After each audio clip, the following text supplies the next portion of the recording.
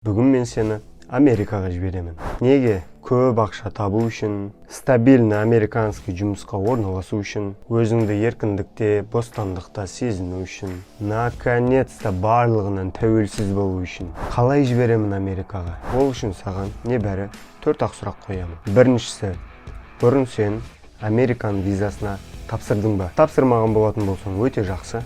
Бізде шанс өте көп деген сөз. Ал Американ визасына тапсырып отказ алған болатын болсаң, ничего страшного, қателеріңді түзейміз, визаның ең күшті дегенін таңдаймыз. Екінші сұрақ, қай жерде жұмыс істейсің? Егер де Қазақстанда немесе басқа жерде істейтін жұмыс орның жақсы болатын болса, Құдайға шүкір, вообще идеально. Ал егер сен жұмыс орныңды консульский офицерге көрсетуге ұялсақ, онда жақсы жерден жұмыс іздейміз. Үшінші, визаға кіммен тапсырғың келеді?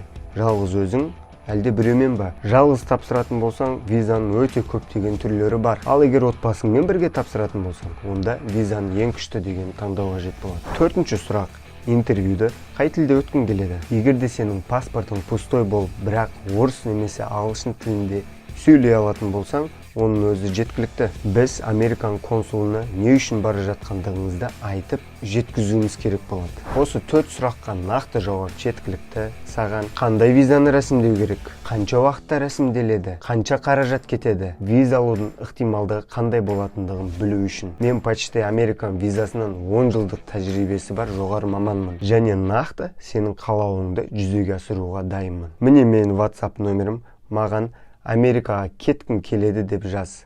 Күтемін.